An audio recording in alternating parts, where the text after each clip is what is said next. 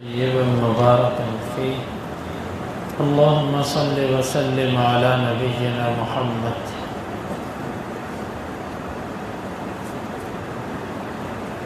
نبی کریم صلی اللہ علیہ وسلم اپنے پڑوس میں رہنے والے ایک یہودی کے بچے کی عیادت کے لیے چلے گئے۔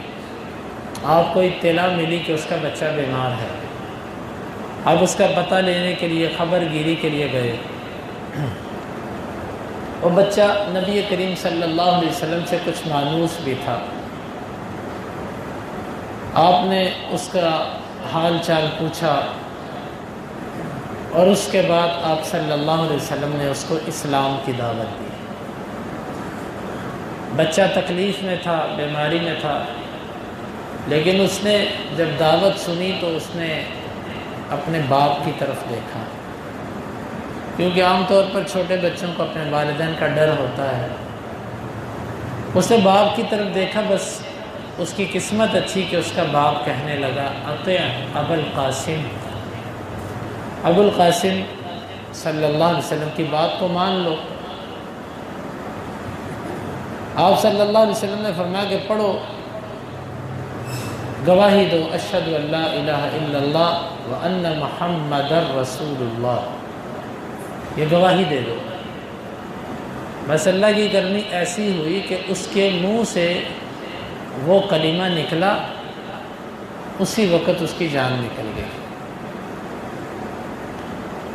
فوتگی کا دکھ تو ہوا، کیونکہ جانا تو دنیا سے ہر ایک نے ہے، لیکن آپ صلی اللہ علیہ وسلم جب وہاں سے نکلے تو آپ کا چہرہ خوشی سے تمتما رہا تھا۔ آپ نے ایک کلمہ کہا الحمدللہ الذی انقذہ بی من النار، ساری تعریفیں اس اللہ کے لیے جس نے اس کو میری وجہ سے آگ سے بچا لیا۔ اس حدیث میں دو تین باتوں پر غور کریں۔ اللہ نے بچایا، وجہ مجھے بنایا، یہ نہیں کہا کہ میں نے بچایا۔ اللہ کا شکر ادا کیا کہ اللہ کا شکر جس نے اس کو میری وجہ سے آگ سے بچا لیا۔ اور دوسری چیز یہ کہ کسی کے مسلمان ہونے پر، آگ سے بچ جانے پر آپ کی خوشی کتنی تھی، کتنا خوش ہوئے آپ صلی اللہ علیہ وسلم۔ ابو داؤد کی اور دیگر حدیث کی کتابوں میں یہ آتا ہے۔ اب یہ چھوٹا بچہ تھا، مسلمان ہوا، آپ خوش ہوئے۔ چھوٹے بچے سے مراد وہ عمر بلوغت کو پہنچا ہوگا، ممکن ہے، کیونکہ جو نابالغ بچے ہیں ان کا تو حساب و کتاب نہیں ہے، خاص طور پر جو سن شعور کو نہیں پہنچتے۔ اب دیکھیے وہ چھوٹا تھا، آپ نے اس کو اسلام کی دعوت دی، اس نے قبول کر لیا، یہودی کا بچہ تھا، آپ نے خوشی کا اظہار کیا اس پر۔ اسی طرح بنو قریظہ ایک قبیلہ تھا یہود کا، انہوں نے نبی کریم صلی اللہ علیہ وسلم سے غدر کیا، دھوکہ کیا۔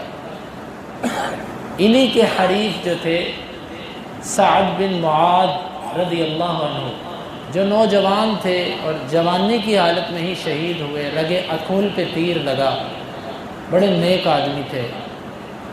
تو یہ سعد رضی اللہ عنہ وہی سعد ہیں جب فوت ہوئے تو اللہ کے نبی صلی اللہ علیہ وسلم نے ان کے لیے کہا تھا اہتز لہ عرش الرحمن، سعد کی وفات کی وجہ سے رحمان کا عرش حرکت میں آ گیا ہے۔ بہرحال ان کے فضائل الگ ہیں۔ انہوں نے یہ فیصلہ کیا کہ ان کے جتنے جنگجو ہیں ان کو قتل کر دیا جائے۔ اس دن ان کا کوئی 700 کے قریب بندہ تھا جنگجو، جو سعد کے فیصلے کے مطابق قتل کیا گیا۔ آپ نے فرمایا کہ بچوں کا معاملہ یہ ہے کہ جس بچے کے زیر ناف بال اگے ہوں اس کو قتل کر دو، اور جس کے نہیں اگے اس کو چھوڑ دو، کیونکہ زیر ناف بال اگنا بلوغت کی علامت ہے۔ تو کعب القرظی جو بعد میں اس وقت مسلمان ہو گئے، یہ چھوٹے بچے تھے، ابھی ان کو بال نہیں اگے تھے، بعد میں ان کو چھوڑ دیا گیا اور یہ مسلمان ہو گئے۔ اسلام کے اندر کتنے ایسے واقعات ہیں کہ چھوٹی عمر کا بچہ مسلمان ہوا، اللہ کے نبی صلی اللہ علیہ وسلم نے اس کے اسلام کو قبول کیا۔ نہ جانے ہماری کیا بدبختی ہے، کیا اللہ کا غضب ہے کہ جو بندے ٹکے کی حیثیت نہیں رکھتے، اگر وہ بکنے لگے تو کوئی ان کی قیمت چھان برے جتنی بھی نہ لگائے۔ کیوں؟ جس بندے کے اندر ایمان نہیں، اللہ کے ہاں اس کی قیمت کھوٹی کوڑی کے برابر بھی نہیں۔ یہ وہ لوگ کہ جن کی حیثیت کوئی نہیں عند اللہ، وہ لوگ اٹھ کر ایسے قوانین بنائیں کہ جی اس عمر سے کم، 18 سال سے کم عمر جو بچہ اسلام لائے گا وہ اسلام قبول نہیں، اور جس نے اس کو دعوت دی اس کو پکڑ کے سزا دی جائے گی۔ یہ نحوست اور بدبختی والے قوانین نہ جانے ان ظالموں کو کیوں سوچتے رہتے ہیں؟ بندے نے اگر کوئی نیکی نہ کرنی ہو نا تو کم از کم کسی کی نیکی میں رکاوٹ نہ بنے۔ آپ مسلمان ہو کہ نہیں ہو آپ کے رب کو پتہ ہے، لیکن یہ کیا بدبختی ہوئی کہ اپنے آقاؤں کو خوش کرنے کے لیے ایسے قوانین بنا دیے جائیں کہ جی کوئی 18 سال سے کم عمر کا مسلمان ہوا نا تو اس کا اسلام قبول نہیں، اور جس کسی نے اس کو دعوت دی اس کی خیر نہیں۔ اللہ تعالیٰ ایسے لوگوں کو ہدایت عطا فرمائے۔ اگر ان کے مقدر میں ہدایت نہیں، اللہ ان کو ذلیل کرے اور ان کو عبرت ناک سزا دے کہ یہ پیچھے والوں کے لیے نشان عبرت بن جائے۔ اور ہم اللہ سے دعا کرتے ہیں کہ یا اللہ یہاں کوئی اسلام کا قانون نافذ فرما، ان ظالموں سے نجات دلوا کہ جو جب اٹھتے ہیں بیٹھ کر جی ہم نے یہ قانون پاس کر دیا، تمہاری اوقات کیا ہے، تمہاری کیا حیثیت کہ تم ایک اسلامی ملک کے اندر ایک بل پاس کرو۔ یاد رکھو میرے بھائیو، آئین اور قانون صرف اللہ کا، مخلوق کو یہ اختیار نہیں ہے کہ وہ قانون سازی کرے شریعت کے معاملوں میں۔ ہاں مخلوق دنیا داری کے قانون بنائے، اپنے نظام کے قانون بنائے، لیکن جو نظام اسلام سے تعلق رکھتا ہے اس کو نافذ کرنے کا ان کو حکم ہے، اس کو ہاتھ لگانا یا اس میں تبدیلی کرنا، اس میں ترمیم کرنا، یہ اختیار تو اللہ نے اپنے نبی صلی اللہ علیہ وسلم کو بھی علی الاطلاق نہیں دیا تھا۔ اللہ کے نبی صلی اللہ علیہ وسلم نے بدر کے قیدیوں پر فیصلہ کیا تھا نا کہ ان سے فدیہ لے کے چھوڑ دیا جائے۔ اللہ رب العالمین نے کیا فرمایا تھا؟ اللہ تعالیٰ نے فرمایا کہ اگر یہ بات لکھی نہ ہوتی تو عذاب پہنچ جاتا، اور آپ جو رو رہے تھے آپ نے فرمایا کہ عذاب اس درخت سے بھی قریب آ گیا تھا۔ اور اسی طرح آپ نے شہد کو حرام کیا اپنی ذات پر، اللہ تعالیٰ نے فرمایا لما تحرم ما احل اللہ لک، آپ کس لیے اپنے اوپر اس چیز کو حرام کرتے ہیں جو اللہ نے حلال کیا۔ آپ نے کچھ منافقین کو پیچھے رہنے کی اجازت دی جنگ سے، اللہ نے فرمایا عفا اللہ عنک لما اذنت لهم، اللہ آپ سے درگزر کرے، آپ نے ان کو اجازت کیوں دی؟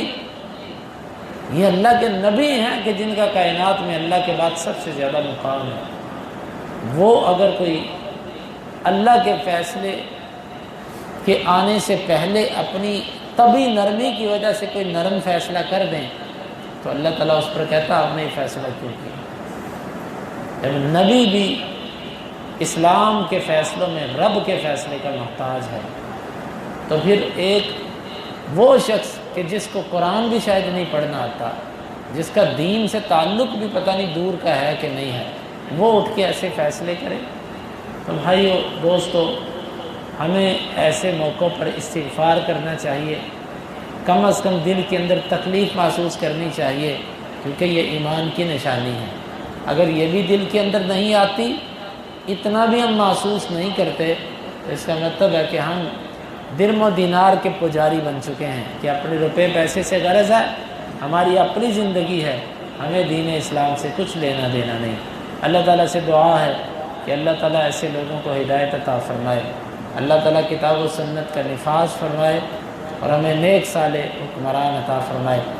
اللہم انفعنا بما علمتنا وعلمنا ما ينفعنا وزدنا علما وآخر دعوانا ان الحمد للہ رب العالمین۔